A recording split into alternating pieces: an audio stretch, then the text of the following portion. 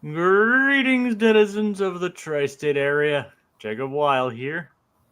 And Blue Dragon 5. And Dragon, I know what we're gonna do today. We're gonna activate the Recap-inator and discuss my favorite cartoon, Phineas and Ferb. That's right, in honor of the 15th anniversary and in preparation for the upcoming revival, I'm guiding Blue Dragon 5 here through the series, experiencing his reaction, watching it for the first time, and reliving my summer memories through the years. Today's episodes are Doof 101 and Father's Day. So, a little bit of a shakeup here. We have Doofenshmirtz as a teacher. What are your thoughts on this, Dragon? It feels like a spin-off attempt that I'm very yes. That's exactly what it is. Okay, so it feels like a spin-off attempt that I'm very sold on. I have a feeling it doesn't go anywhere, but I'm sold on. It's basically from what I understand, like the original link to the tweet is dead, unfortunately. But from what I understand, it originally was one of the potential spin-off ideas that they proposed to Disney, which Disney never approved. Or like they never just decided to go forward with it. It's basically written as a potential spin-off, like a backdoor pilot kind of thing. Right. So beyond that,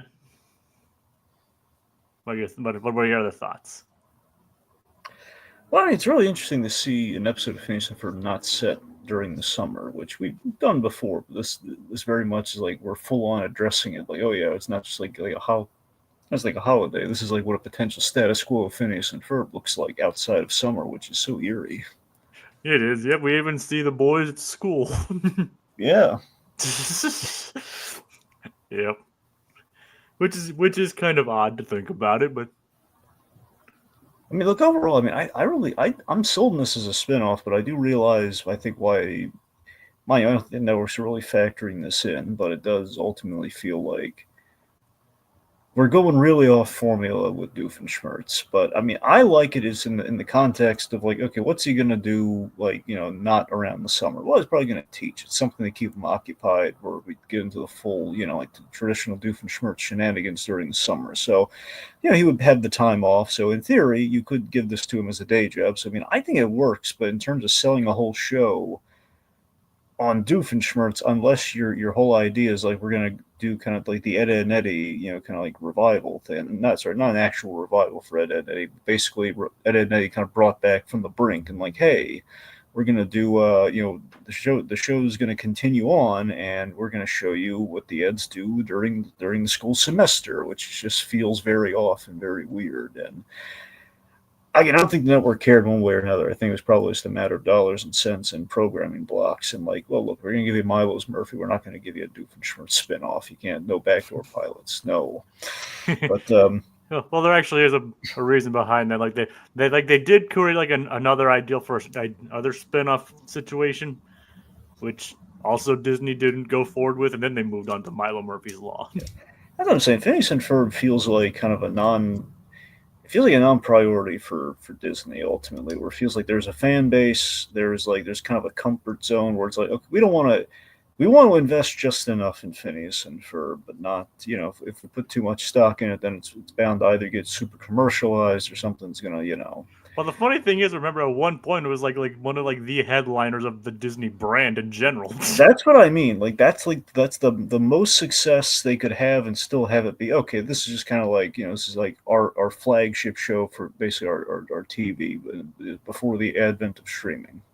I mean, literally at one point, at one point Bob Iger was on stage joined by like other characters, but Phineas and Ferb are the only TV characters to actually join him on stage. That's my point. It's like the only TV show that Disney. It feels like Disney was like willing to kind of acknowledge to a degree, at least at that time.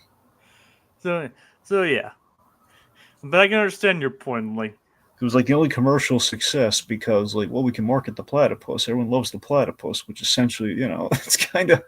Which one of my first episodes of Phineas and Ferb I ever saw was the inaction figure. The pair of the platypus and action figure. It does absolutely nothing. That's what I'm saying. That was always like the fun commentary, and this is why Disney likes. This is why the Disney executives like the show. They love the inactive platypus. Yep. So it's interesting for sure. So, I mean, Doof 101 feels like an interesting experiment with the status quo of Phineas and Ferb is. It's a very valuable episode that I think we would only do when we're really running out of ideas by the last season. I mean, yeah, it does kind of seem like. I mean, I can kind of see like why it wouldn't go forward. It is kind of. It is. I mean, it is a. I mean, I liked it. I see why I didn't go forward, but I like it. I mean, I like it too. I mean, it's a very fun idea. Like, Yeah, but you rarely don't like Phineas and Ferb, though. I know Dragon, but obviously there are episodes I like more than others. True. And I do enjoy this one. I mean, it's a fun kind of like alternate universe kind of take, considering it doesn't really fit with the continuity of the rest of the show or like and all that. So, especially considering like what happens like near the end and all that, and who knows what the hell will happen with the 5th season. Mm-hmm. So yeah, I do enjoy this episode too. And there is a little bit of background available for this one. All right. I mean, like I said, as I did mention in that preamble, this was kind of written as a potential spinoff. It's like, and in broadcast order, this is the last one to air until last 11-minute episode until the series finale. So yeah, and some of the guest stars in this episode are pretty interesting. Yes, we do. You want to wait on that? I mean, yeah, I was just going to talk about like some of the students in here mainly. Okay. I mean, or do you want me to wait on that too? Well, no, you can tell them who the students are. Just don't tell them who the big three are.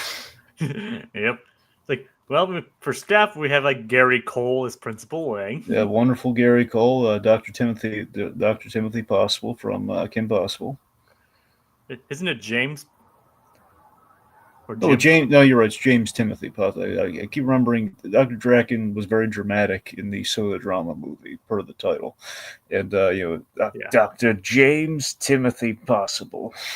And that's where and he named the twins after himself, basically. Jim and Tim. The ego on Dr. Possible, I tell you. Yep. I don't even remember them. I don't remember their mom's name, Dr. Possible. No, it's Ann Possible. Ann Possible. I can't. Yeah, so and that's where Kim gets her name. Kimberly Ann. Kimberly. So they named both. Yeah, that's where the middle name's Kim. Anyway, Gary Cole is also voice actor for Harvey Birdman. And of course, most iconically, Gary Cole, Bill Lumbergh from Office Space. Yeah. Also, the return of Jennifer Grey. Mm-hmm. Just making, as Mrs. Pierpoint, the principal's assistant, making this the 4th character that Jennifer Grey has voiced in this show. Remind me, Jennifer Grey, she's Jeannie Bueller from Ferris Bueller, right? Yep. Yeah, of course, you know why that's really funny, right? Because of the inspiration that Ferris Bueller had on this show. Well, true, but I mean, like, literally in the character that she plays, you see the principal. Assistant. Okay, explain. She's Edie McClurg, Jacob. She's Ed Rooney's. I'm blanking on her name, but I know the actress. Edie McClurg's Grace. Grace the I guess reception. Like I guess. Well, she's not the vice principal in Ferris Bueller because that's Rooney. But I guess she's just the administrative assistant. I think so. Yeah. I don't know what exactly her title is, but the point being, Rooney's assistant. It's basically the idea is like Jeannie gets ended up playing a different character from Ferris Bueller's Day Off. That's that's cute. Yep. And another guest star, Lucas Grabeel, voiced the character that Doof calls Ropey Face. Lucas Gabriel, he's from the High School Musicals, right? He played Ashley Tisdale's brother, right? Yep, Ryan. Yeah. I always, that kid. Funnily enough, he never was in a scene with Ashley Tisdale in this show. Crazy. Yes. Lucas Gabriel, he popped up. I was so tickled pink because when I was watching through classic CSI way back in the day, I still have the DVDs, but I don't really have a lot of occasion. But classic CSI, the Vegas version. For seasons, let's say I think 1 to 11. Those are the good seasons. Basically from Grissom to Lawrence Fishburne's character, Ray Langston. Those are the good years of CSI. When Ted Danson shows up, it's like, we're just kind of spinning our wheels. Point being, original CSI, I want to say was I don't know if this is after. I think it's probably after Grissom left. So that's kind of part of the gag where, like, essentially once per season at a certain point in the show, I think like season 6 onward, they had one comedy episode, one lighthearted like episode, and basically it was like using the great Wallace Langham, Hodges the lab guy. It was always my favorite. I love when they call them like the Lab Rats episodes. So the Lab Rats episodes, since you're like the non day, basically the non main cast. So basically Hodges was kind of like the leader of like all the ancillary, just kind of like forensic guys and tech guys and all the other kind of like non like big players, non big criminalist characters from CSI. And there's an episode where basically Hodges is mentoring a bunch of essentially a bunch of students, and the gag is they parallel and they're basically like cast to be like the younger versions of like the main CSI characters, and Lucas Graybill, he is the fill-in for the young Gil Grissom, and it's awesome. That's funny. It was very well. I think he did an excellent job. The thing, no one will ever. I'm sorry, folks. I don't mean to dwell on this, but literally, no one across the internet will ever talk about this. So I feel obligated to talk about this for a moment. I mean, that's what they come here for. Yeah. So again, CSI. I believe there's a. I don't know if they called that one. I think they call that one specifically Lab Rats because there's like 3 episodes like this, and I think that was like episode 2 of the 3. But is it probably in? I don't know. It could be season 8, maybe. I don't know. Anyway. Okay. All right. So, except for some of the other guest stars, that basically covers it for the background. All right. Because Dragon said you wanted to save that one. Yeah, well, we're going to get there. We got some big names here, folks. Big names playing small characters. Yep. And they have kind of an interesting history as well. Yes. So, let's begin, shall we? Yes. So we have Vanessa. Vanessa in high school. Yeah. So this is Vanessa in school post the summer shenanigans of the show. Yep, she's talking to her friends about how Doof's latest scheme apparently involved erasing the color blue from paintings at a museum. Yep. Basically, rendered the Picasso's blue period completely beige. Yeah. Of all the colors to be stuck with, beige. Beige. That still always reminds me of the episode where Phineas and Ferb get hit by the dull and boring ray or whatever. Mm-hmm. And they're like, "Would you rather watch paint dry or do this?" It's like, "Oh, what color paint? Can it be beige?" Funny. Because it's obviously like the most boring color. Yeah. Remember, those guys at that point wanted to watch golf on television.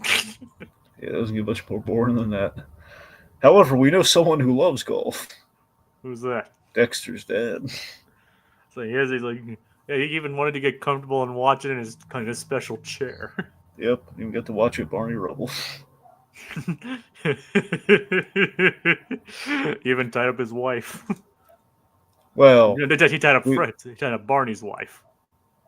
Well, either way, I mean, I think that we don't want to talk about Dexter's dad's proclivities here. We're gonna move on. Well, I mean, that's what he did, right? Well, no, Jay, that's what he did. That was a wild show, I tell you what. Yep. One of the great episodes, though. Just one of the this is wonderful. It was hilarious. God bless the OG version of Dexter's Lab. God bless it. And God bless the podcast that we did on it just like a month or so ago. Yep. So seriously, folks, go watch that. It's great. Yeah. And who knows? We might have some more Hanna-Barbera stuff coming soon. Who knows? I mean, maybe we're gonna see what happens, but yeah. Yeah. But anyway, so Vanessa's kind of glad to be back, so Of course, we see Johnny come back. Of course, that Johnny's Vanessa's ex-boyfriend. Yep, and he's taking the breakup hard. He's going sigh. Yeah, he's being dramatic. Yep. And then in comes Principal Lang. Again, played by the wonderful Gary Cole, who also played Commissioner Gordon once. And when did he play Commissioner Gordon? Under the Red Hood. Oh, nice. Yeah. It's like one line, but it's him. That's pretty neat. Yeah, I mean, just say, look, yeah, that's a solid Gordon pick. Too bad I didn't get more than one line. Yeah, he was also in Monk. Gary Cole's been a lot of things, you probably guessed. And Veep. Yeah, that's definitely a lot. A good episode in Monk. He played kind of like a Hugh Hefner parody. Bad man, but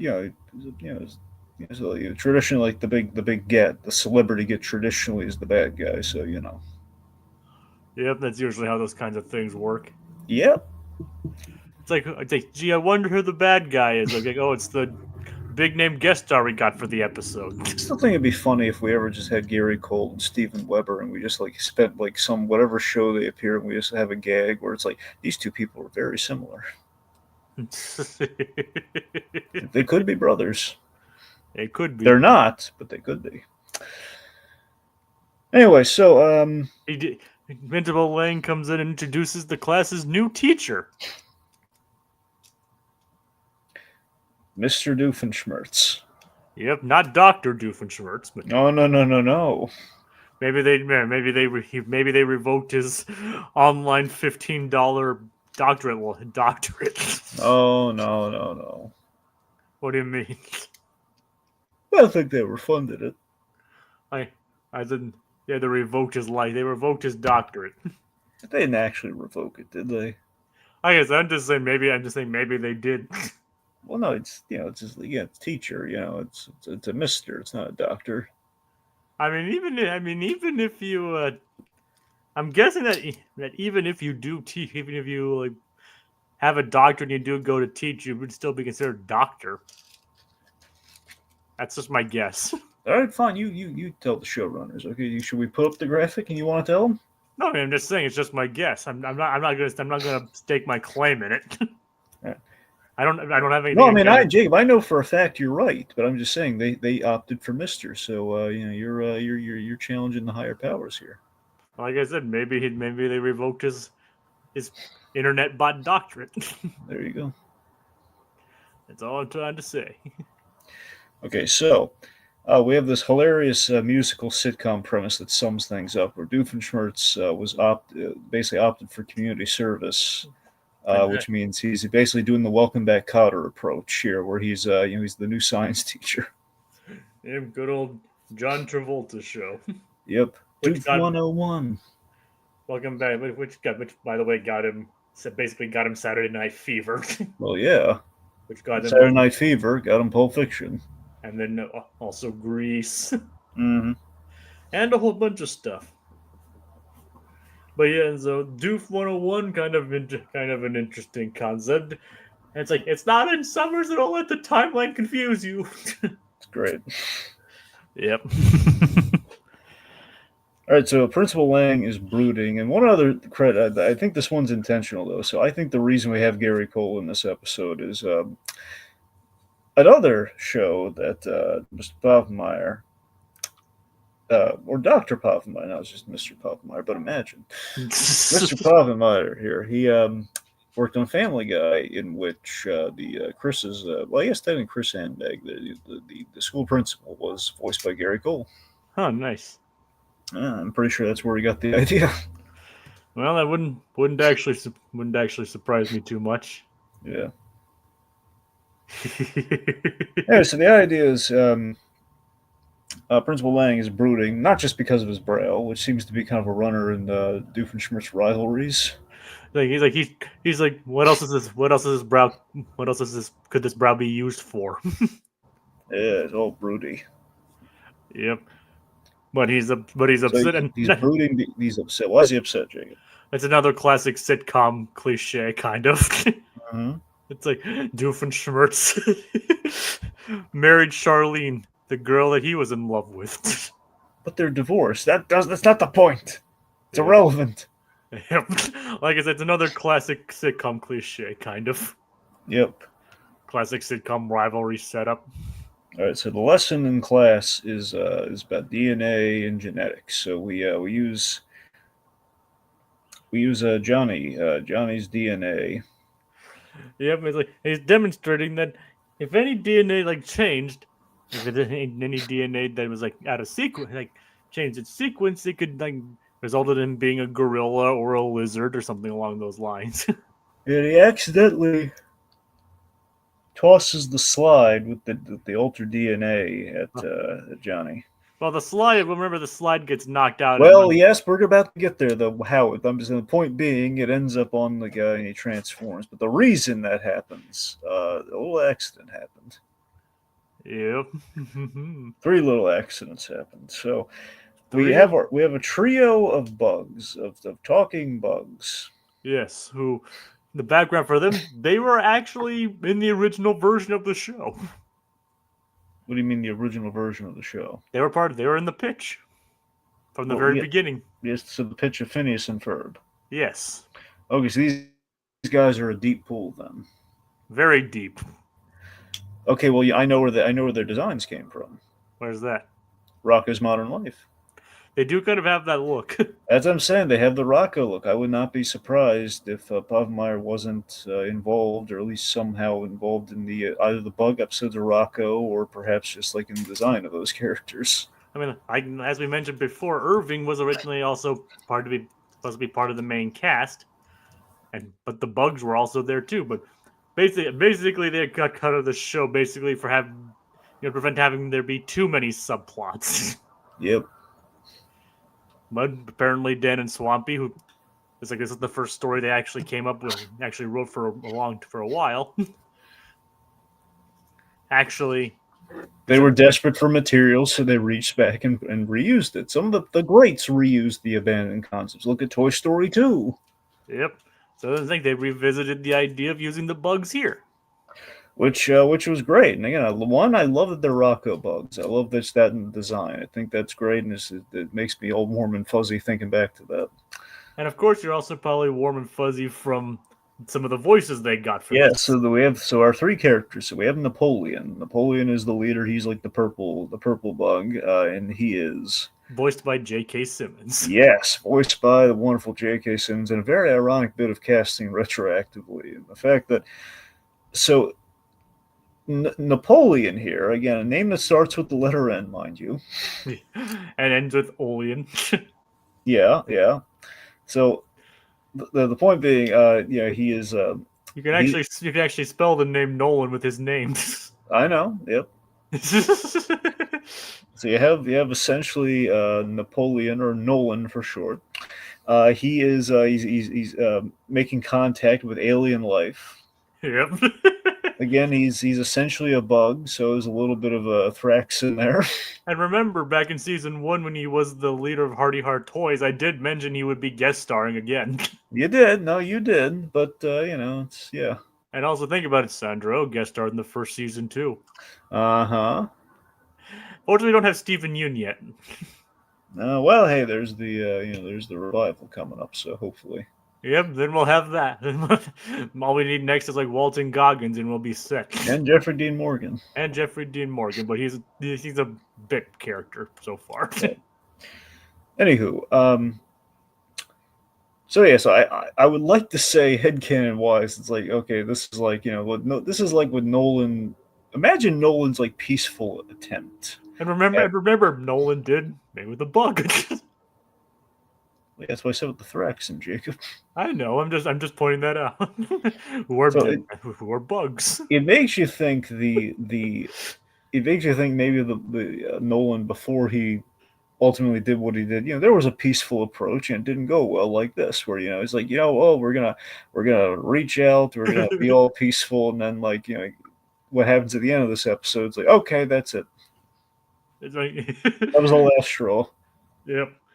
So he was like, I knew you'd get a kick out of J.K. Simmons being one of the bugs. So then we have other familiar voices. We have Wendell. voiced by Josh Gad. Yep. Pre-Frozen. Actually, post-Frozen. Really? Post-Frozen? This episode came out in 2014. Oh, that's definitely post-Frozen. Okay. All right, fine. It's Josh Gad riding off the success of Frozen. And also Frozen, but it is pre-Frozen 2. Yeah. So who knows? Maybe they didn't know he was in Frozen, or maybe they did, but maybe they also got him because he was in the Book of Mormon. It's possible. So who's the third in our cast, Jacob? One that I know you probably really liked. Oh, yeah. Floyd, the very out there one, voiced by the incomparable Stephen Root. For Stephen Root, we have kind of a bit of double casting here in terms of two things. King of the Hill, in terms of like the kind of the character that's playing here, is a little bit of Bill, a little bit, and just for the invincible of it all, he was the doctor that created Adam Eve. Nice. Yeah.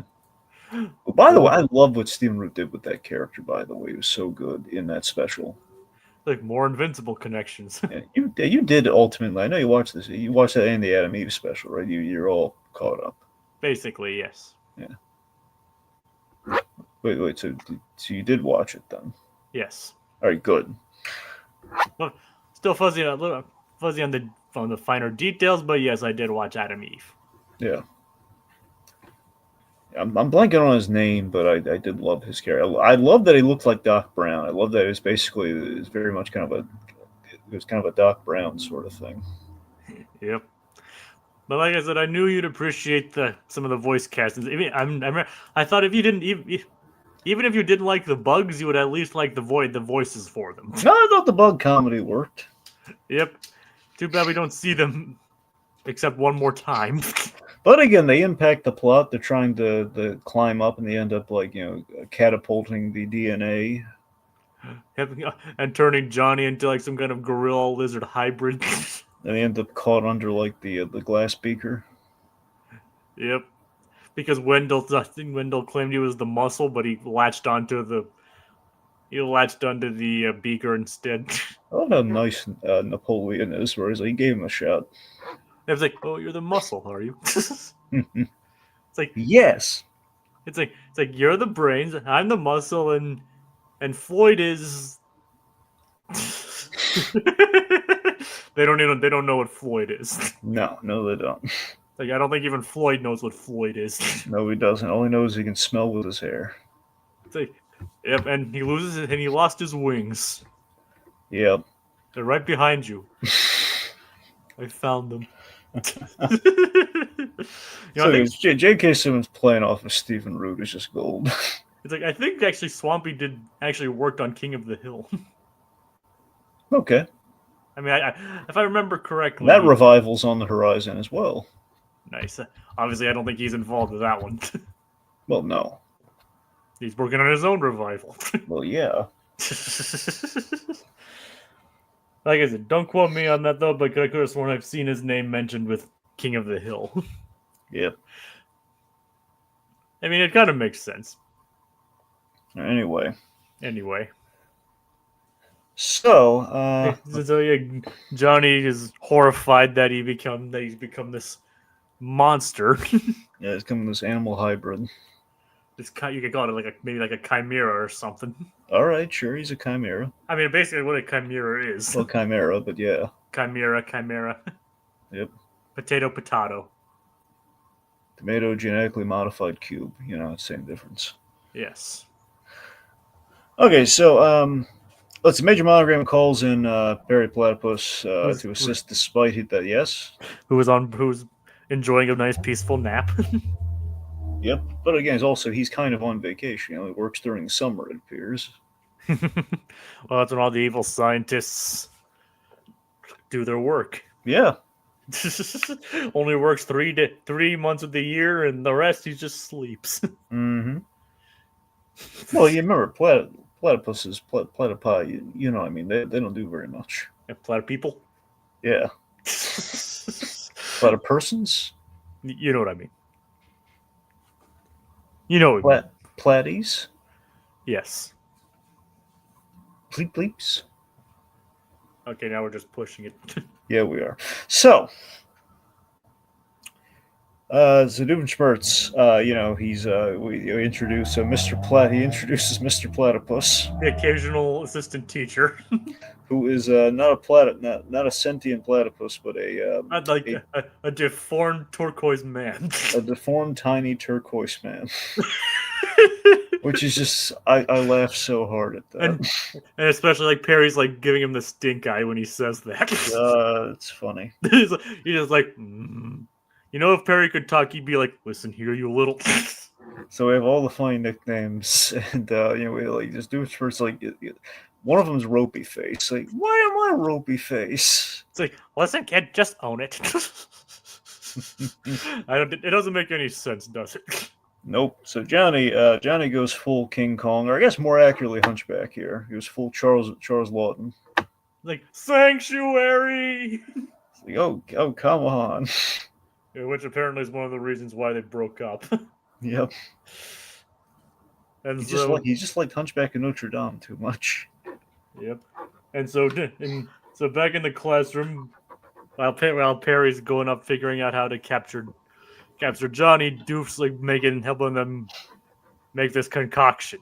In reality, it's a Shirley Temple.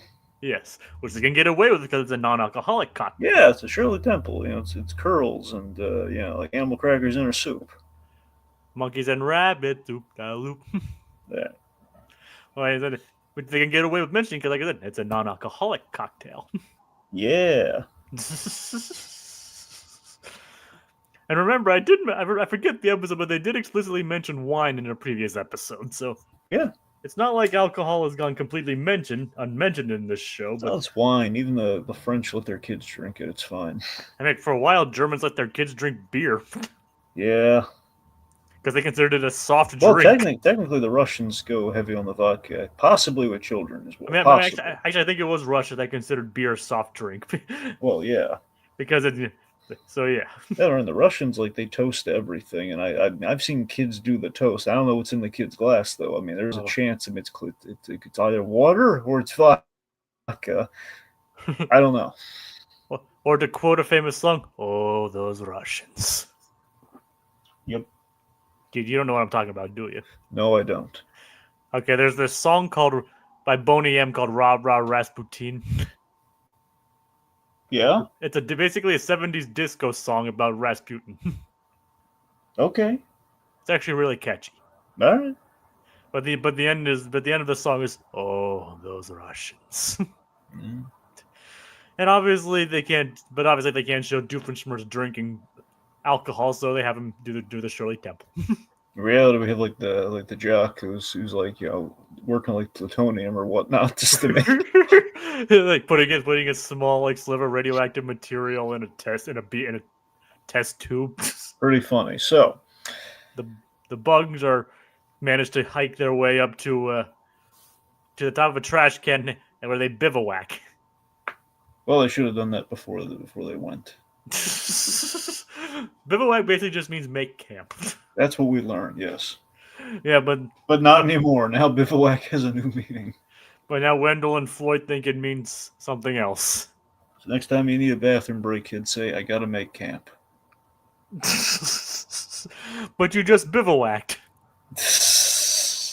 You made camp before we left. Hey, I gotta make camp. Like when you gotta make camp, you gotta make camp. Yep.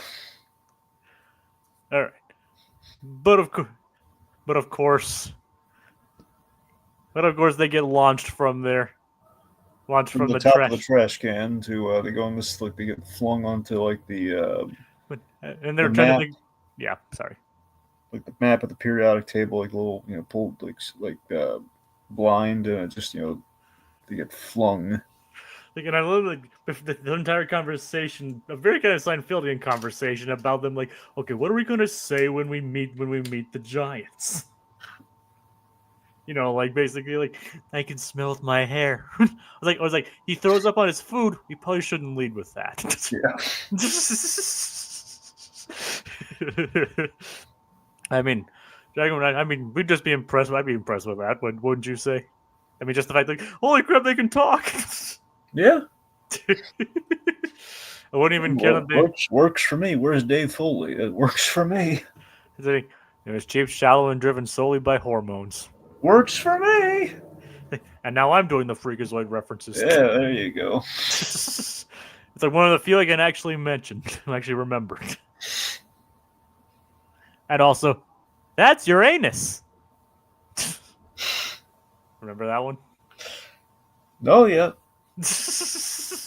We also have like, hey Cosgrove, why didn't you ever get married? Because I like meat too much. You know you can.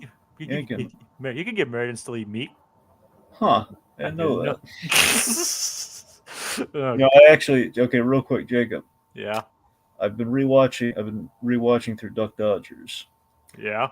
And I hit the I hit this episode that has Ed Asner in it. Oh, nice. Yeah, it's really good. It's the episode where Duck Dodgers meets I believe it's Dark Star, basically the evil version of Duck Dodgers. Basically, the Hannibal Lecter version of Duck Dodgers. That's the gag. So it's Joe Alasky doing like kind of Donald, basically doing like a Daffy Duck as a Hannibal Lecter. Like Anthony Hopkins. Pretty much.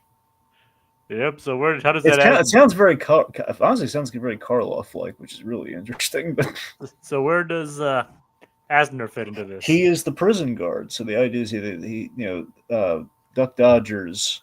He shows up at like basically on a he's just delivering toilet paper. And he's delivering toilet paper, and basically, Dark Star, he basically sees an opportunity. He swaps, clothes with him, and basically does like his impressions very seamlessly. So it's Duck Dodgers has to escape prison and everything. The ending is really hysterical to this episode. Essentially, yeah, it's one of those like we don't have to worry about status quo endings. It's basically just. They're in the age old they rip off the clothes, so it's like the whole who's the real one, and basically the real Dodgers is like saying like cadet, remember all the. I remember that one, the one where he reveals that he sold his sister to the slaughterhouse. Yeah, I remember that. Is it Slaughterhouse or Sausage House? I think it was Sausage Factory. The Sausage Factory, and then you have like the Lecter-esque, Duck Dodgers saying like, "You sold his sister to the Sausage Factory," and then it doesn't even. That's code. That's cold for coming from me. And then Cadet just leaves with Dark Star. Yep, which is oh god. So Ed Asner was the prison guard in that episode. He was the lead. He was the warden, I guess. Our hero, ladies and gentlemen. God. Yeah, I actually remember that episode now. Yeah, I just got I think I'm up to I finished the Green Lantern episode. That's where I'm at right now. The Green Lantern. Yeah, the Green Lantern, which has Kevin Smith in it. Nice. It's like where he does the oath. Yep. You do the blackest day and brightest night, which actually preceded the Sinestro Corps, by the way. So they kind of beat them to the punch on that one. Sinestro was in the episode. I know, so maybe he learned it from Duck Dodgers. That's what I'm saying. Like they had a. I love that Sinestro and Duck Dodgers, they were actually getting along, and like Duck Dodgers like, yeah, sure, sign me up for it. Now whether he was playing along the whole time or not, it's unclear. With the Duck Dodgers, probably not. That is the question. It's like in blackest day and brightest night, watermelon, cantaloupe, yada yada. It's like the superstitious and cowardly lot, with liberty and justice for all. Just God bless Paul Dini. And Joe Lasky. Yes. I'm just going to say this. I've always felt this way, but Duck Dodgers just kind of reaffirms. I was very delighted. Do you remember who our voice actor on Porky Pig is in Duck Dodgers? Is it Bob Bergen? Yes. Okay, that's great. You know why? Why is that? I've always felt that Joe Lasky and Bob Bergen were like the definitive, Daffy and Porky Pig. And don't get me wrong, I like it. Eric Bowes is a very talented. Yeah, he's great. That's what I'm saying. In theory, you could build your own any permutation of voice actors that we've had playing the Looney Tunes over these years. You could have an all-star lineup. And for me, though, Joe Lasky, he's the Daffy Duck, and he is, Well, my point is they didn't. And the point is, like, obviously we can't use Joe Lasky anymore. I know, tragically, but yeah. And the point is, like, don't get me wrong, Porky. I mean, like, don't get me wrong, Eric Bowser's Daffy is perfect for the wacky version of Daffy. Sure. And like I said, but they didn't bring Bob Bergen back for the day the Earth blew up. That's the thing. I will. I promise you, as soon as it is streaming, I will watch that. But it is, And the thing is, like, don't get me wrong. If you watched the stream that Tiki and I did on that, I did openly say, like, Bob Bergen, like that Eric Bauza does a fine job as Porky, but I think that if they had actually gotten Bob Bergen, and the performance would have been just that much better. Now, the only reason I can see they didn't get it, I haven't watched it yet, but the only reason I can see they opted for Eric Bauza, is that, again, they were going for a specific version. They're going for, like, essentially just look wise. They were going for not the, I mean, it's based from the Looney Tunes era now, but they're going for like an older version of the Looney Tunes. Like, not. I mean, it's made by the same people and a continuation of Looney Tunes cartoons where Bergen did voice Porky. That makes okay. So that's even weirder. So I didn't know it was I know it looked similar. I didn't know it was like supposed to. Is literally supposed to be like in the same same. Well, it's the same crew. Okay. Well, yeah. I mean, that's news to me. I thought maybe it had something to do with, like, perhaps he's going for like an older version of Porky, which maybe Bowser had more of a handle on. But if you're telling me Bergen was like that one as well, then yeah, right, it makes no sense. Let's address some of the comments here before we get back to the episode itself. Well, yeah, no one cares about the episode at this point. Am I the only one who's not big on the bugs in Doof 101? I mean, that's fair. I mean, you don't have to. They're not necessary at all. I'm just saying, I think they're funny. Yeah, they're funny. I mean, it's probably a good thing they didn't become major recurring characters. Yeah. Plus we kill them off. We actually do see them in one more episode. Oh, okay. So we don't kill them off. Good. No, remember, they did come out of the book afterwards. They were still fine. Oh, yeah, you're right. Yeah, they did survive. They had the funny lines. Well, Floyd, though, might have died. Yeah, but we do see him again. Okay. Have either of you seen the Looney Tunes show? Yes. I think Jeff Burr, but Joe Lasky was in that too, right? Did he do Daffy in that show? Or is that somebody else? I don't know. That's what I'm saying. I don't know. There's so many permutations in terms of, like, which, like, for example, Billy West sometimes voices both, Bugs and Daffy. Sometimes Joe Lasky. Sometimes it's interesting how often we get the same person to voice both Bugs and Daffy. But actually, it was Jeff Bergman. He did both in that show. Yeah, there you go. But I still think Joe Lasky was better. Sure. Then. But Jeff Bergman was a great Bugs Bunny, though. No, what did Daffy Duck really do? He's a great bug. He's got great bugs, but what? I'm sorry, until you kind of cut out for a second. Okay, what I'm saying is I think Joe Lasky, hands down, is like the definitive Daffy Duck, and he has a great bugs. He's great at bugs, no question. But I'm just saying, though, it's his Daffy Duck is just is flawless. I don't even know if Joe Lasky did bugs. Did he? I thought it was in his wheelhouse. I mean, I don't remember. I think Jeff Bergman did a good bugs, though. No, that's saying Bergman's great at bugs. That's what I'm saying. Like, it's like a part of you just wants to assemble like the all-star casting lineup of all time with the Looney Tunes. It absolutely feels that you have Joe Lasky as Daffy, Bob Bergen as Porky, and probably, I don't know, like, in a perfect world, Mel Blanc as Bugs. But let's say taking Mel Blanc off the table, you would probably have Jeff Bergman. Yep. Yeah. And so yes, it's like admittedly Billy West, a solid Bugs Bunny. I don't want to like throw Billy West under the bus. He was also a very solid Bugs Bunny. But actually, Billy West probably best Elmer Fudd. Oh yeah, probably. Probably if he was again, this is all discounting obviously like the original voice actors. I mean, funnily enough, because Mel Blanc wasn't even the original Elmer Fudd, but yeah. Well, yeah. So with honestly with Elmer Fudd, whoever our Fudd was, which I believe was still Billy West. If Billy West was Elmer Fudd in Looney Tunes Back in Action, I think that's your definitive Elmer Fudd. I think it was, yeah. Yeah. And Code Guess saying this is Looney Tunes was my favorite Looney Tunes show. I'm gonna guess that means outside of the original cartoons because those weren't shows. Well, yeah. And Aquatat agrees. I mean, Looney Tunes cartoons is really good too. Yeah. Do you remember the Baby Looney Tunes? I remember seeing it when I was younger. Yeah. Not much to write home about. No, but I remember watching it though. It was just because it was on. It was like, okay, this is weird, but okay, I'll go for it. Let's see. Yeah. It was when they were babyfying everything. Always like the weird diaper continuity on like in which way, like what age are the babies, and like sometimes they're like it's like because the episodes are always out of sequence, like where it's supposed to be younger, or are they not young? I don't know. All right. It's like, so yeah. Like the main reason I think was watch was like, hey, there's Lola Bunny, and we never have done anything with Lola Bunny until Space Jam. I mean, that was Baby Looney Tunes came after Space Jam. That's what I mean. That was like the connection of like, okay, well, I've seen Space Jam, so it's like, hey, we're doing more with Lola Bunny. There you go. And they didn't do anything with her again until the Looney Tunes show. Yeah. Where she was completely different. Then I think we cast like Zendaya as her in the in Space Jam 2, right? Yep. Such a dumb idea. Yeah, I mean that's just Space Jam 2. Yeah, a dumb idea.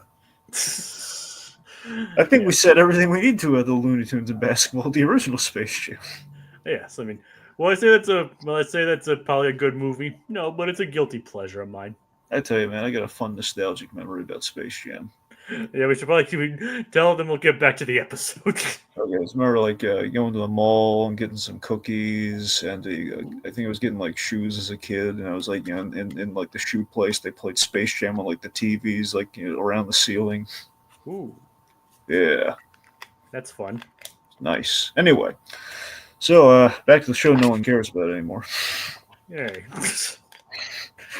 Look, I'm just saying I'm not saying people don't care about it, period. I'm just saying right now the audience doesn't care because they want to talk about other things. Yeah, I mean that's what they basically Dragon. That's what they come here for. That's what they come here for us. Like they basically come. I think Phineas and Ferb is just like the main course, but they're more interested in the side dishes that we talk about. Yeah. All right, so we have our climax. And speaking of the boys, they're watching the event unfold. Watching the events unfold. Well, they're basically souping up the playground. Yep. I can't wait for high school. Phineas is just like, I can't wait for high school. Just wait, Phineas. Hopefully that's not where you peak. They're a cameo in their own show. Yes. Yes, they are.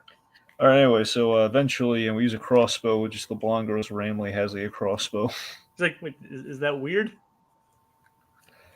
So so we shoot the antidote up, and Vanessa ends up like taking it and stabbing Johnny with it. Yep, reverting him back to normal, and she catches him on the way down. Yep, very impressive save by Perry the Platypus. And Doofenshmirtz. And Vanessa. And Vanessa. He still thinks there's hope, but Vanessa. No, what did I just say? I said don't read into this. Like she shoots it down immediately. Yep. Then we have Gary Cole saying, "What in the bell?" Yep. Easy joke, but Yep. it's like so.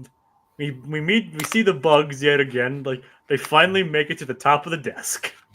So though they have a little banner made that was like their conference. Okay, we're gonna say "Welcome Giants." Instead, what does it say? Wecklum Gynats.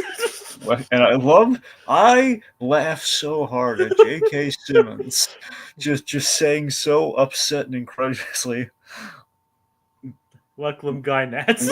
Wecklum Giants. Wecklum Gynats. And then he's like, we pronounced it, we spelled it phonetically. No, you didn't. I just imagine like Nolan Grayson just like flipping out on somebody. Just you got the like the other Viltrumites. You got the sign wrong. Now we gotta brutally tear everyone apart. It'd be like say like, hello humans, or something like that. Yep. Like we spelled it phonetically. No, you didn't. Anyway, so then we smash him with a book. It's like you're embarrassing me before we destroy them. I mean, it's basically what it would be, right? Yeah. It's like, don't embarrass me before we destroy them. Yeah, then they get destroyed. Then they get crushed by the book. and everything's fine when Mr. Lang comes in and sees nothing's different. And that was Doof 101. Yep, just 261 days. Until next summer vacation. Yep.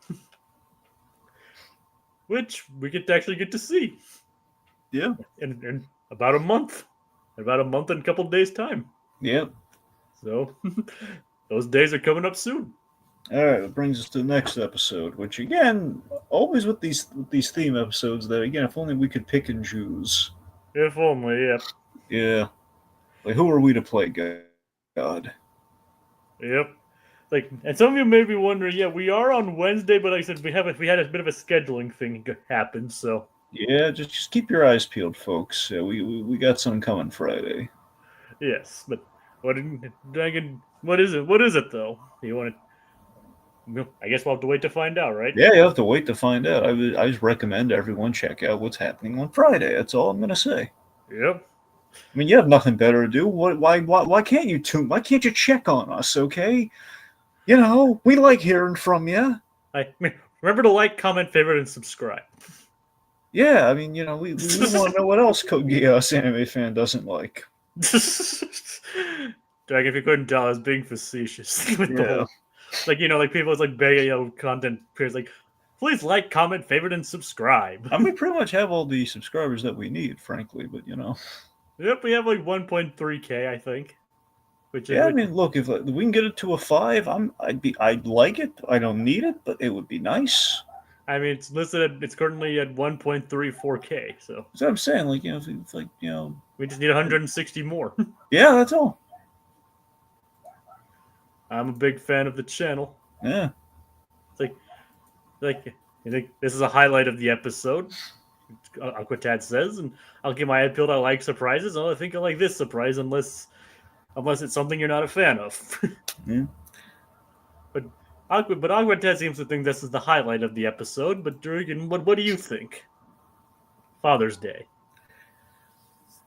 Let's see. So this, I mean, I thought it was a really solid Father's Day episode. I mean, I think our Doof story was really solid. It actually kind of surprisingly bittersweet. Yeah. Oh, absolutely. Yep. But yep, the rest of the episode though is actually really just kind of nice and kind of pleasant. Yeah, I got a super gritty tangent for when we get to Papa Doofenshmirtz. Oh no. Super gritty. Oh, I mean, it's the grittiest, man. But it's not. It has nothing. It's a tangent though, so it's not really a reboot. It's a gritty tangent. Oh boy. Oh yeah. I'll create a banner that says "Gritty Tangent Time." Now, I'm gonna have to tone it down because it's like the gritty. If I just tell you, it's gonna be the grittiest thing we've ever done. All right. Well, like I said, I created a banner for it. Right. You know, for necessity. Right. And so the boys are working on breakfast. So working on breakfast for their father. Very Rube Goldbergian, kind of Pee-wee, Pee-wee's Big Adventure breakfast. Yeah, which is again completely going above and beyond what was necessary to make breakfast shaped like their faces. By the way, just the ego on Phineas yet again. You know, he just the breakfast have to be shaped like you. Maybe Lawrence is tired of looking at your triangular face. You ever think about that, Phineas? Well, remember there was also one of Ferb. Well, yeah, but I'm saying though that's like to complete the set. I mean, Phineas would have like no redeeming value if he did. If he, you know, if he. I mean, how do we know it wasn't Ferb's idea? It wasn't Ferb's idea. When has Ferb ever proposed the idea? Ladies and gentlemen, meet Max Modem. But did he? Well, still, did Lawrence not have a name? It's like no. It's like you remember he's the one who said, "Phineas, I know what we're going to do today." Okay. It's like remember he's the one who suggested the idea. All right, fair enough. You gotta admit though, it rarely happens. It does, but it does happen. This is somehow Carl's fault. Yep. We can't. Well, not yet. We're not going to say "dang it, Carl" just yet. Okay, so I love Reginald, Lawrence and Reginald, and we have them like flying over the internet because the idea is that Reginald can fly a plane.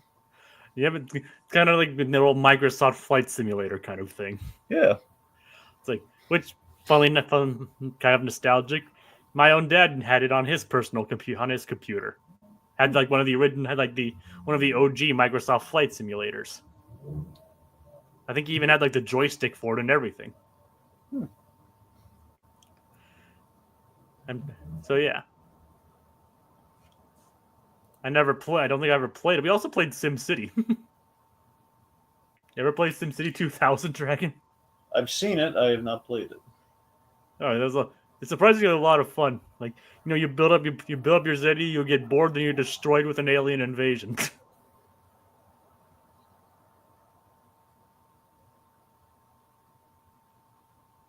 Okay, awkward silence. Okay. I'm not asking for an awkward silence. I'm just acknowledging the awkward silence. Yeah. Say something. Like what? I don't know. Continue the episode. All right. So, like I was saying, Yeah. it's nice seeing Father, them connecting over flight, and of course, I love me some Malcolm McDowell, and we even got him to sing this episode, which is great. Yep. Even got Lawrence to sing again. Yep. We don't get to hear him sing that much, surprisingly enough, considering who his actor is. Yeah. But yep, like everyone, including Candace and Linda, wishing him happy Father's Day. Mm-hmm. Which is yeah, I admit it's just adorable. It is. seeing them all wish him happy Father's Day. But the boys get an idea of what else to do today. Yep, they want to reunite father and son via aerial feats. Like a replica of Grandpa Reggie's old biplane. Yep, my favorite. I love how they painted their faces on the side of the plane. I thought that was so classy. It is, yeah. The Fletcher family flying circus.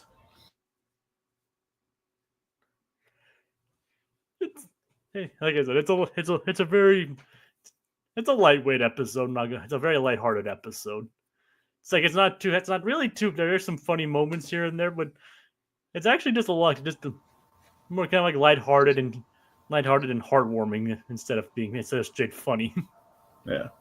which isn't bad. The show pulls it off quite well. And Flying Fishmonger, Monster, Phineas and Ferb and Steiner, two of my favorite episodes from season 1. Reginald is definitely a reason why. Dragon, do you remember Flying Fishmonger? Yeah. Yep. That was a fun episode. He's a fishmonger and he flies. And that's the reason why the rain kept coming. All right. So Dragon, what do you want to talk about next? All right, let's see. So the the SFU 2000. Yep, which is Perry's interest this episode, I guess, which is him just taking a child slide in another yard, and for some reason it flies away. It feels very Snoopy from the Peanuts, and I love it. He's gonna be fighting the Red Baron on that thing. Yeah. So let's talk about Carl's Father's Day gift. To Monogram. Yep, it's a bad tie, like most traditional Father's Day gift is. Dang it, Carl. Not your father. Dang it, Carl. I love it says, it's a nice tie, but I'm not your father. Dang it, Carl. It's not even that nice of a tie. I know, he was just being nice. Yep. So, Dragon.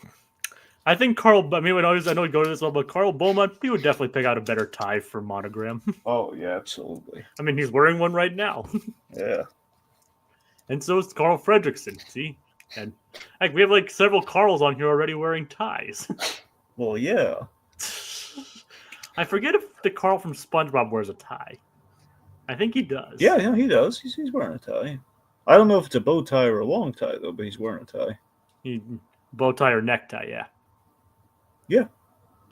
So it's but if you want to pick out a good Father's Day gift, he should have gone to Carl Beaumont. Yeah. I mean, not that he's the best father, but he would definitely know to pick out the best tie. Yeah. I mean, would you say Carl Beaumont's a good father? Well, it's kind of a complicated. He meant well. He's not the greatest for sure. He loved his daughter, and he Obviously. did what he could to protect her. I mean, he essentially died for her. Yeah. Look, he did get in debt with the mob, though. It's not good, but he did remember his last moments, though. He promised to get her out no matter what, and he did that. So he did protect his daughter. But his daughter still turned to a life of crime nonetheless. Yeah, but still, she avenged him because he was a good father. Yep. Yeah. Too bad she had to get tangled up with Batman. Yep. In more ways than one. Well, yeah. If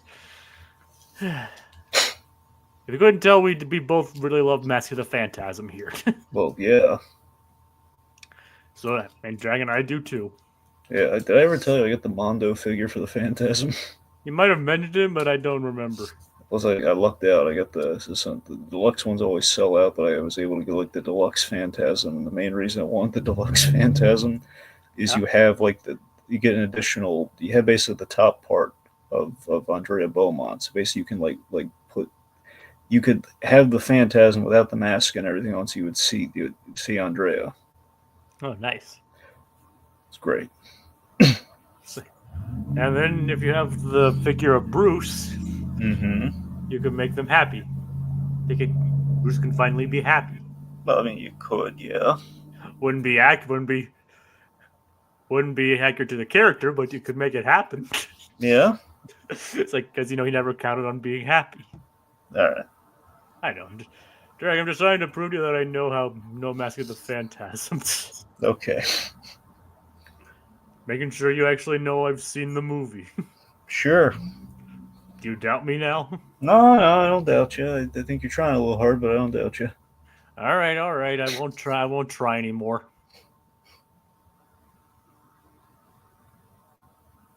All right. What? I said I wasn't going to try anymore. Okay. And that meant everything. All right. So, Dragon, why don't you try? Well, I think we're going to try a little more than Kogiya's anime. It's like he just doesn't like Mask of the Phantasm, so what? He's allowed not to like Mask of the Phantasm. All right. I mean, I don't think it's... All right, go on, Dragon. All right, anyway. So Doofenshmirtz has his own plans for Father's Day. Actually, his plan is just to... Well, so I want to say that Carl, the monogram is Carl's non-biological father. Like, I'm not even your close to being your father. Non-biological or not. You've met my mom before. Wait, when did he meet his mom? No, I'm just saying that's what he would say. Like, you've met my mom before. Yeah, once. Well, Carl, after you introduced us, Carl. Yeah, once. Yeah. Your angel of death awaits. Mostly referring to him like saying the romance is forced and drags the film down. Yeah. But either way. So yeah, Doofenshmirtz's plan involves gum.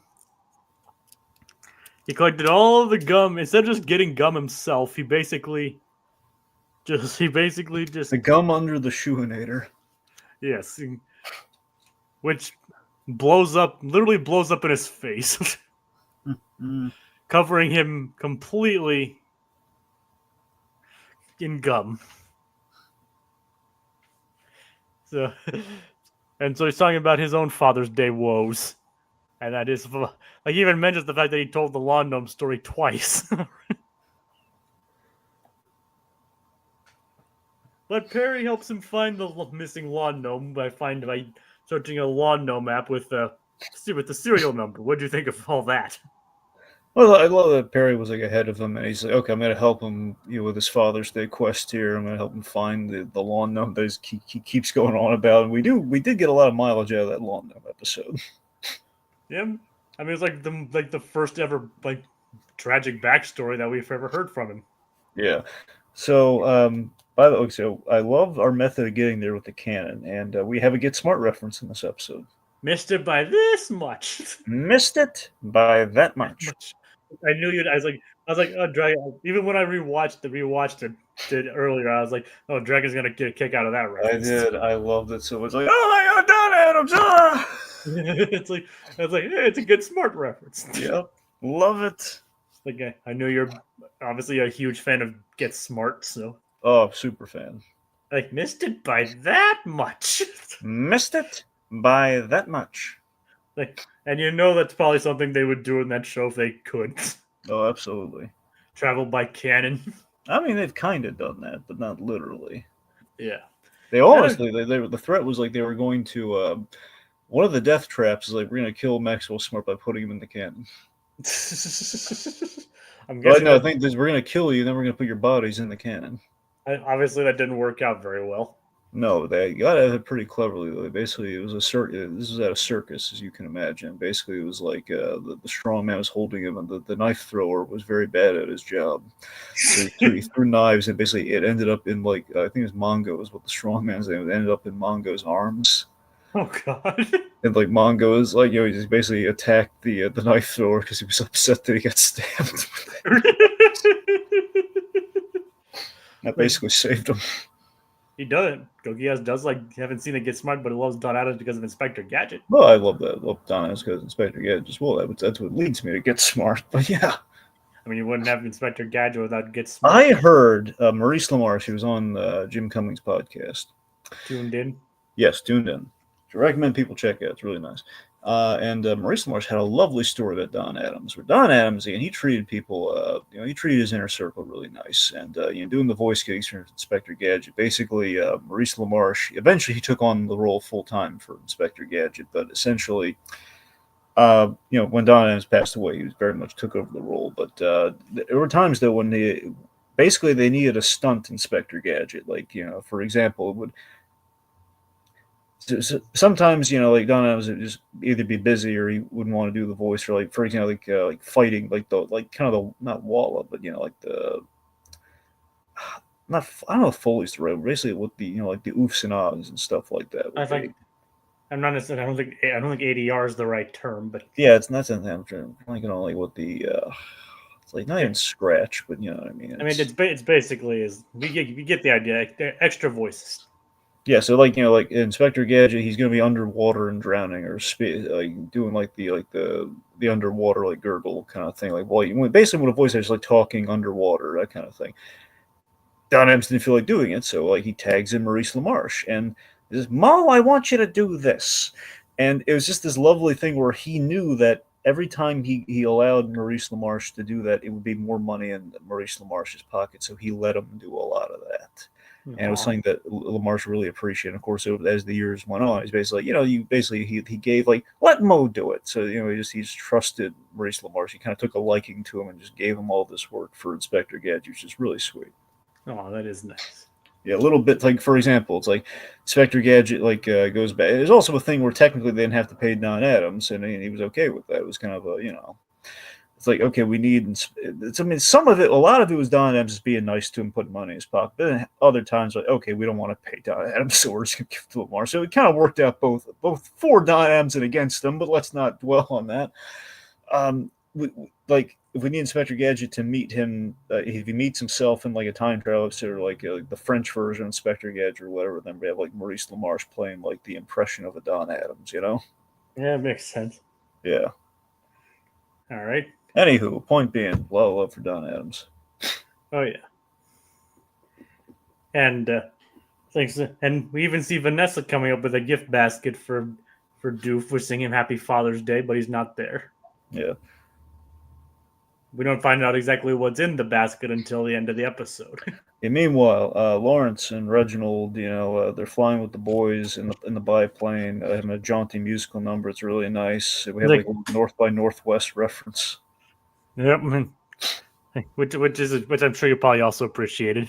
Yeah, a lot of the kids watching the show wouldn't get that. Yeah, well, I mean, they saw the episode of Family Guy, I'm sure. I'm sure, the target audience, Like the young kids who are like 10 years old watching this have definitely watched that episode of Family Guy. Which Yeah. And that was actually when I was at the Den. I don't think actually Dan didn't direct that episode. Never mind. That was like the first episode back from like the revive and afterwards canceled, right? Yeah, North by North Quahog. Yeah, it was like brought back from cancellation. Yeah, that was the whole they found like Mel Gibson's Passion of the Christ sequel. Yep. Yep. That was a very strange episode. Oh yeah. Yep. And basically we have I'm trying to remember if it was I'm trying to remember if it was just literally Mel Gibson like fighting him at the end. They had someone fighting him at the end. I mean, it was a good episode though. Yeah. As an early Family Guy was great. Mm-hmm. But as I was saying, musical number is great. Fletcher Family Flying Circus. A lot of fun. Mm-hmm. And of course, once the Father's Day event is up, the Reggie just takes the plane back to England, which takes care of that. Oh, which is nice. Gave him a plane. Yep. But No room in the garage for it anyway. Lawrence is aware of the fun activities they did, and Candace doesn't have to bust anyone. She gives him a little scale model of the plane, which is a really nice gesture in remembrance of the day. oh, and then again, they all join in on a hug. Yeah, but it's very, very sweet. Unfortunately, Doofenshmirtz does not have quite the lovey-dovey affair. He actually manages to find the lawn gnome thanks to a guy dressed as a lawn gnome. It's really funny. Yep. For some reason, dressed as a lawn gnome. It feels very Freakazoid-esque. I don't know why. But it also helps that we had like we had the lawn gnome episode of Freakazoid. There's a lawn gnome episode of Freakazoid. Yeah, we've been over this. I told you there was the origin of the lawn gnomes. I don't remember this one. You probably mentioned like when we did Lawn Gnome Beach Party of Terror. Yeah, and I know I mentioned some point, and like I believe Clive Revel, the original Alfred, who passed away recently, he was in that episode playing one of the lawn gnomes, or like maybe the lead lawn gnome. Oh, nice. But yeah, the idea is basically the lawn gnomes were jerks who basically got cursed by a wizard, and the idea is like it was kind of like almost like the 1001 Deeds of Eddie McDowell, where if they do good deeds, they'll beat the curse. But again, the idea is like by day, stone lawn gnomes. By night, they come alive with the chance to make up for it. Yep, I missed that. I haven't seen that episode. Well, it's in season 1, so. Yep, and it's not on Max. Nope. Or even Hulu, funnily enough. No. Yeah. We can buy the DVD, man. I will one of these days, Dragon. Or just rent it, or just buy it off of Amazon. You could. Just stream it, just buy it and stream it on Amazon. Yeah, but again, if anything happens to Amazon, though, then where are you going to be? Fair point. Yeah, that's why you want physical media, my friend. I know. But anyway, so yeah, it's a nice. So finds the gnome with the serial number. Doof makes it to his family home, but unfortunately trips on his way in, shattering the gnome. Yeah, this is sad. Then I believe the first time we've given like an English version of Hans Doofenshmirtz's father.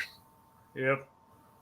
Voiced by D. Bradley Baker. There you go. I love the irony of like the figure of his life that has confounded him is also Perry the Platypus. Yeah. Okay, so Jacob, do you know what time it is? Well, Dragon, technically he's always been voiced by D. Bradley Baker. Well, I get yes, but in English this time. Yeah, but Dragon, it's gritty tangent time. Oh, okay, I guess we're doing this too.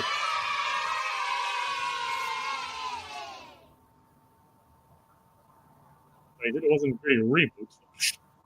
Yeah. All right, Dragon, lay it on me then. Okay, so I mentioned this. I forget if it was like the last episode or not. Yes, I've been reading this book about JMS, the writer. He wrote Superman and the Spider-Man. Like basically the genre did like the John Romita run of Spider-Man a while back, like a long while back, not the new one, but way back in the 2000s. Yeah, you mentioned this. Yeah. So I was reading through his book still, and my God, his easily his father.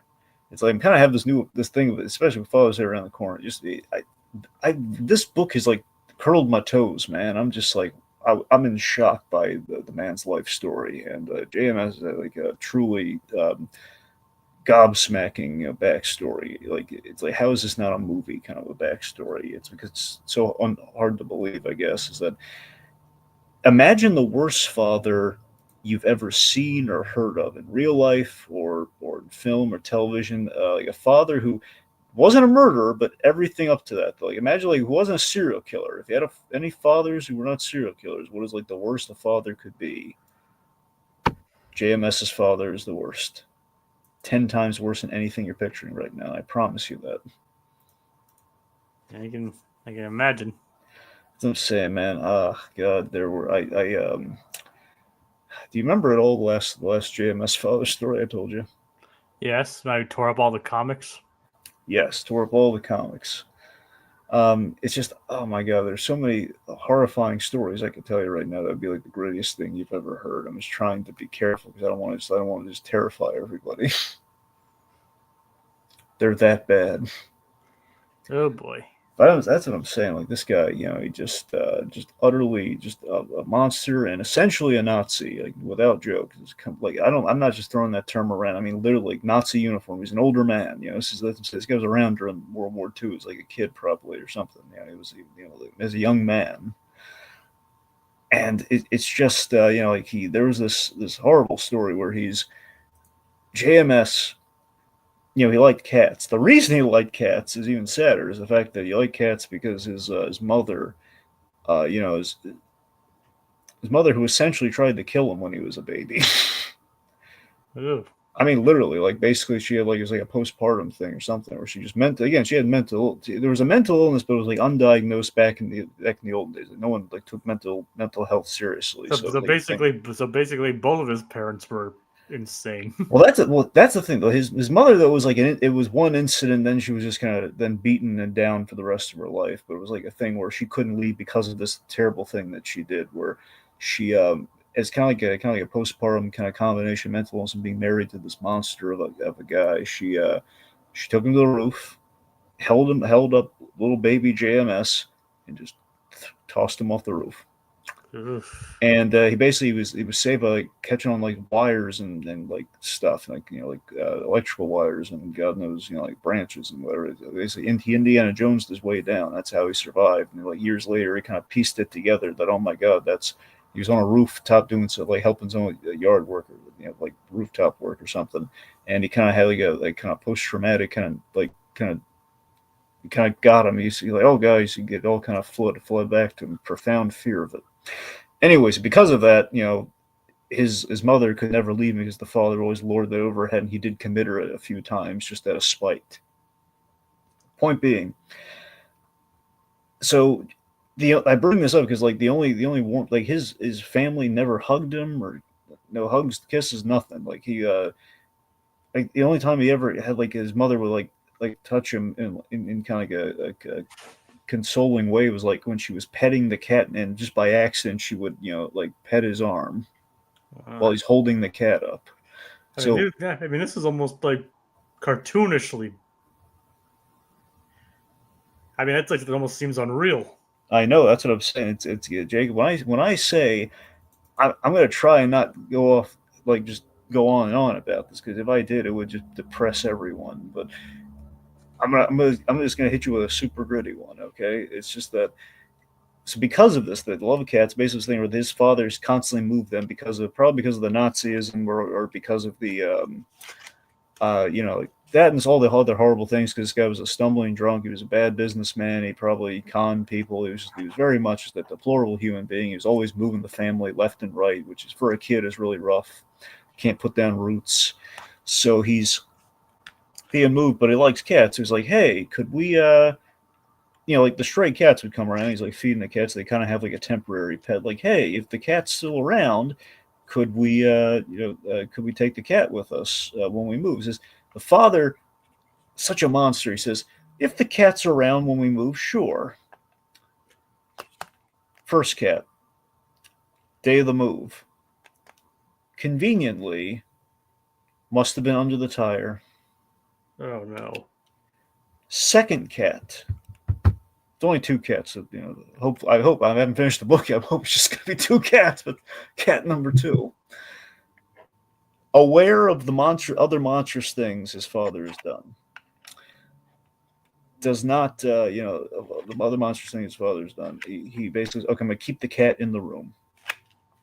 Father says, we only have room for 4 boxes, so you're gonna have to trim things down. Leaves the toys behind. He packs up his like roughly a teenager. As we leave, like, I'm gonna leave those behind. I'm gonna make sure my comics and my books. He's a writer, like my proper books and my comics. They're in a box. He basically leaves the room one time, comes back, cat's sick and disoriented, dies in his arms. Father gave it rat poison. Oh no. I'm going to give you one more that's even worse, okay? Okay. Okay. Just to show you again, just the appreciation for his bad. So now, every time I'm looking at these bad fathers now, I'm thinking JMS had it worse. Throughout his life, throughout childhood, the father was such a cheap scoundrel. Never took the family or himself to see a dentist. The Straczynski family kind of stunk in terms of not just, they literally, there was an odor, they barely bathed, it was like they grew up in poverty, it was this whole terrible thing. Father never took him to see a dentist or an eye doctor. In not taking him to see a dentist until the wife complained about, like toothache after toothache, finally takes her out of spite to shut her up. Not even a real dentist. The dentist was disbarred, essentially. The dentist had his license revoked, so he was off the books. Of course. Mother goes under, comes to, under the father's instruction, all the teeth are gone. All of her teeth are gone, and basically she's supposed to get dentures. In the interim, drunk stumble bum that he is, just for his own amusement, being the cruel womanizer that he is, he's like saying, say she sells seashells down by the seashore with no teeth. And he's laughing, and then she gets like dentures, and they're ill fitting, and it's like, that's what I'm saying. This guy utterly just deplorable monster, and the stories get worse as the poor JMS grows up. I assure you. Ouch. Just remember, folks, no matter how, basically after reading this book, it makes you think that you should appreciate the father you got. Yeah, I can see that. Even if they're flawed, even if they're not they're not Mr. Perfect. You gotta appreciate the father that you got, because they could always be worse. Could always be JMS's dad. Oh yeah. So even with Heinz Doofenshmirtz, I love, so in looking at this scene after reading that book, or most of that book, I tell you, the fact that he's like, in his own demented mind, like this, he's saying this is like, oh, it's good to see you, Heinz. Even though you're just bringing me rubble.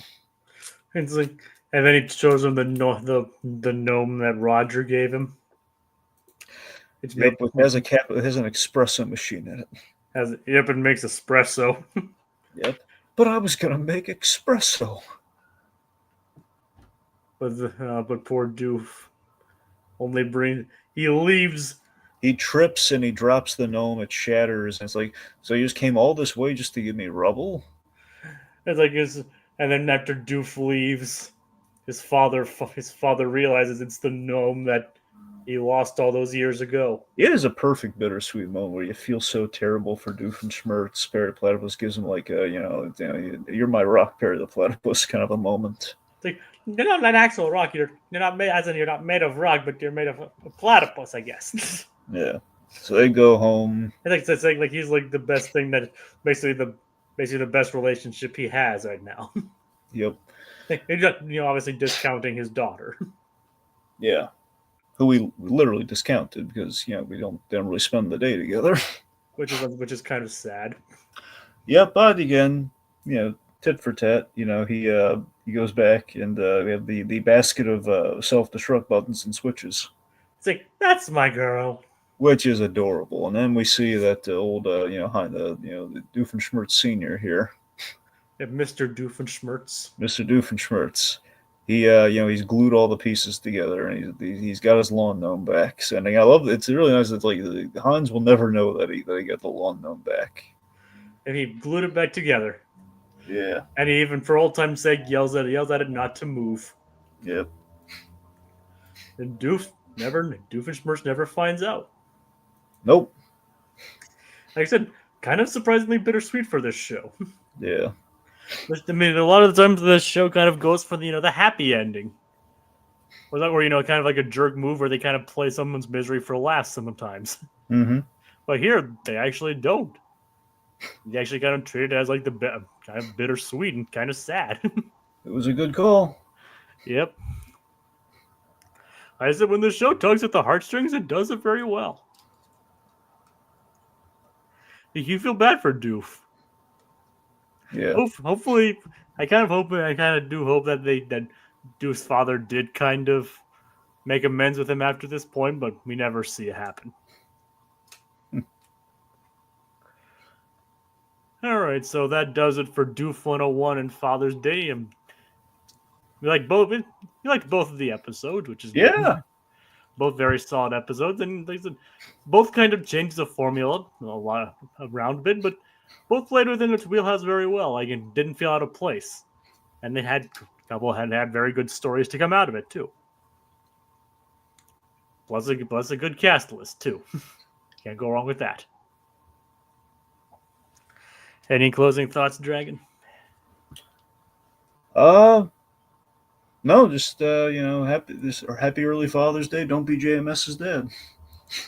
Yeah, that was a very long, gritty tangent, and I'm almost I also feel kind of bad now that I kind of let it on with a cheering noise. Yeah. Like, well, he was like, I thought that's what you were waiting for me to do. I mean, were you actually leading me on to do that, or? Oh, yeah, I assumed you were going to do that. Like I said, I wasn't planning on it, but now I feel kind of bad for doing it. But seriously though, at least JMS is doing okay now. Oh yeah, he's again. That's what I'm saying. The career took off. He wrote some of the best stuff. Now, mind you, I haven't gotten to the end of the book, so I hope things end up really good for him. I know he has two really successful runs of Superman and Spider-Man, but I'm still a long ways from getting there. Right now, he's things have turned up for him where I'm at in the book now. It is kind of interesting to think. It's kind of interesting there. Like earlier this month, we talked about something else to do with fathers. Mm-hmm. A goofy movie. Yeah. A lot of fathers this month, and it's not even Father's Day. Yep. So kind of funny how that worked out, huh? So there is a connection there almost. Mm-hmm. Kevin Lima also wasn't close to his dad. Obviously, not nearly as bad as JMS, but No, that's the thing. The JMS's problem is that the father did not go away. Had he gone away, he might have had a far happier job. Probably, yeah.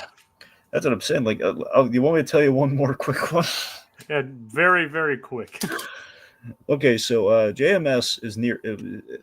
I guess maybe still to this day, he was very nearsighted as a boy, but his father never took him to an eye doctor. So like he was struggling in school because the whole reason he ripped up those comics I told you about last time is like, you're not doing good in school and you're standing up to me while I'm beating you.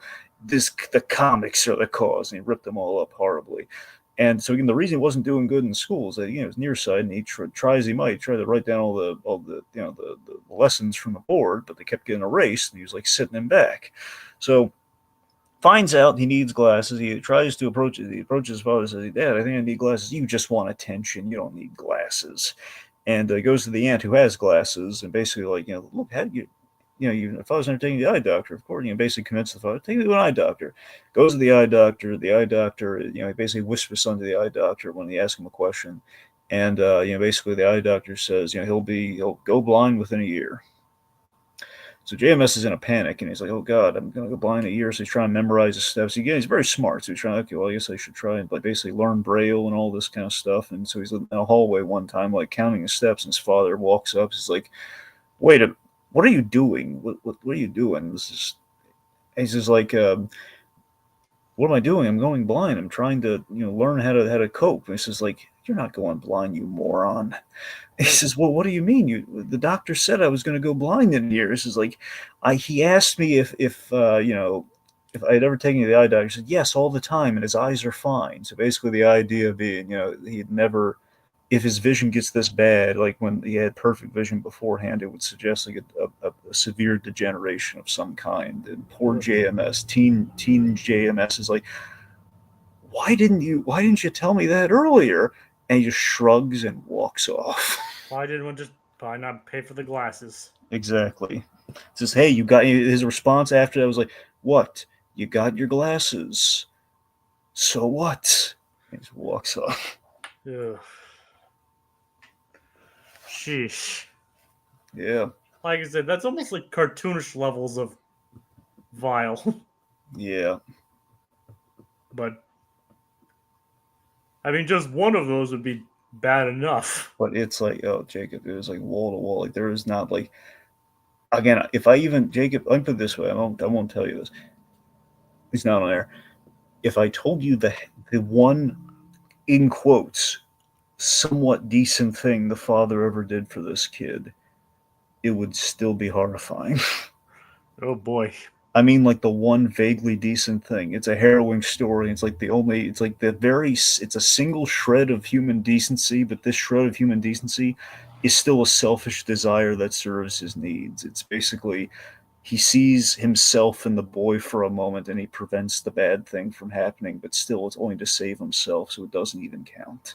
Well, we can save that story for another time, and we've probably already traumatized the audience enough. Yep, they're shivering like chinchillas now. Let's just thank the folks. I think we can save that for the next episode. No, trust me, you don't want me to use that one for the next episode. Like, well, who knows? We'll think about it. Anyway. Well, enough. So yeah. Thank you, Awkward Dad, Code Geass. We briefly had Little Blue here, and earlier we had Joe Mayor Hobes. So thank you all for watching, and tune in next time for a very special surprise episode in the Recap-inator. Yep. Good night, everybody.